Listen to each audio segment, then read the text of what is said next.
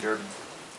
The magistrate court closure in Durban seems to be a subject matter off our table and in the hands of the Supreme Court of Appeals of West Virginia Administrative Office that has determined that we're no longer going to have that office. So I think that's closed.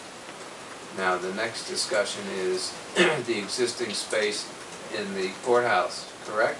Yeah, that's really what it's about. Okay, so, and the only, my understanding is that the only issue presented by this as to space, we have a courtroom, each magistrate has his or her office, and we have one large room which is utilized for reception of people to come into the magistrate court proper to speak with the clerk on duty, which clerk rotates from time to time.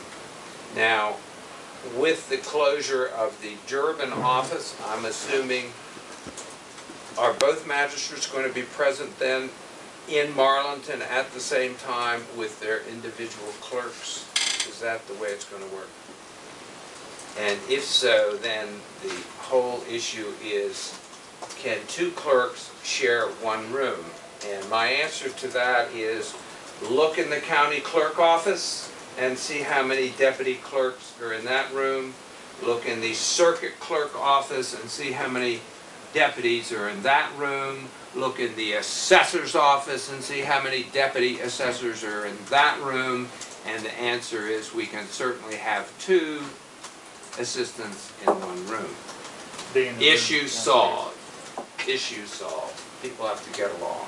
So that opens up, just to be clear, which room does that open up for the second magistrate?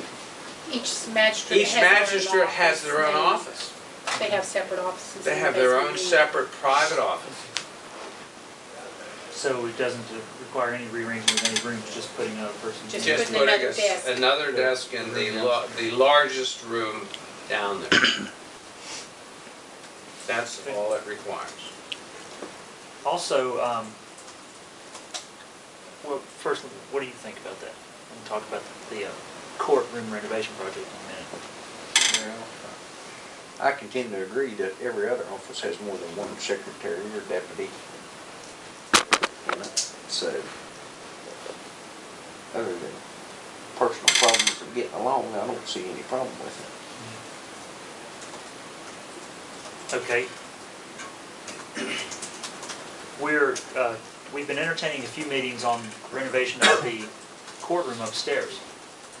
And I think it's a fair question to ask. I think we have the answer for it.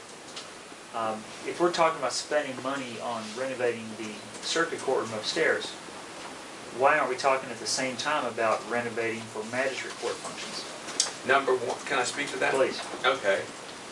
The single word is money and available funding. If we had unlimited money, then we would, of course, build a judicial annex, perhaps, or we would renovate all the offices. But, you know, we have limited funds. We have calls on our money every single day from many, many competing worthwhile projects and things that the Commission must contribute to and pay for.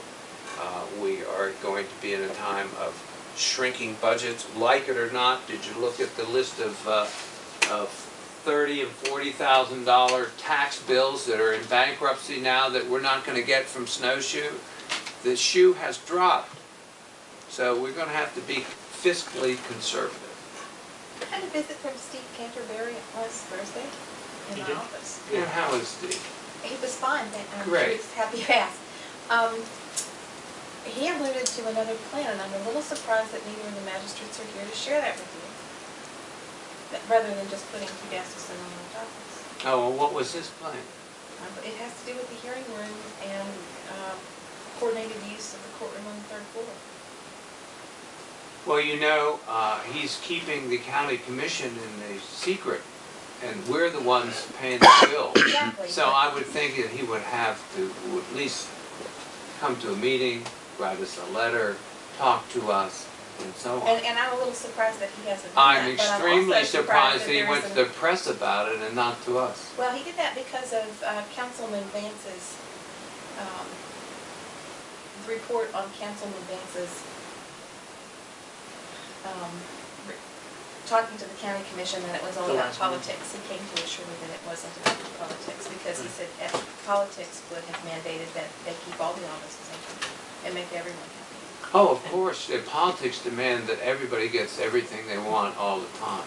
To be clear, Steve Canterbury did have extensive conversation with me in negotiating the extension to keep the Durban office open through the end of the year.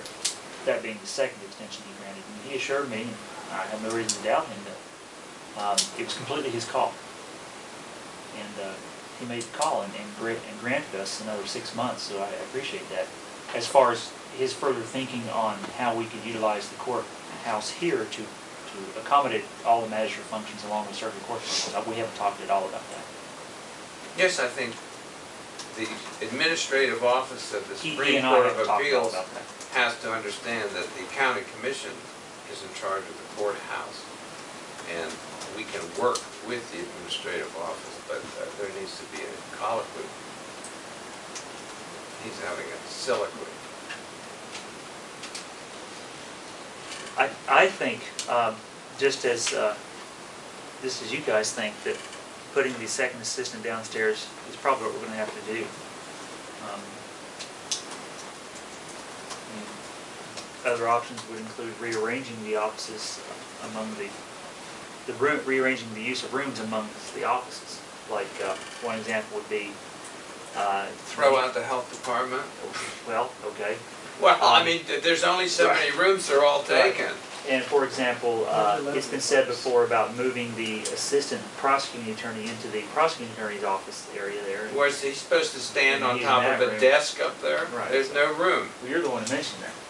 Well, there's no room. Right. So, As it is now, it seems that the best solution is the one that.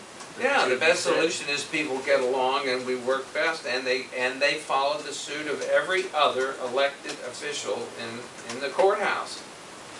Just count the number of people in Missy's office that work together and serve the public in a friendly atmosphere, in a cooperative manner. That's all we're looking for.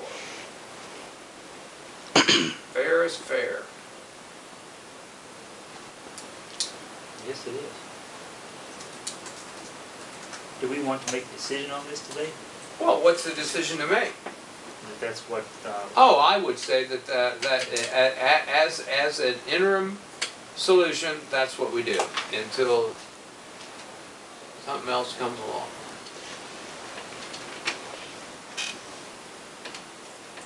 is that a motion? Yes. You moved, more specifically, you moved to, To consolidate the two assistants into the one room and thereby solving the problem in total.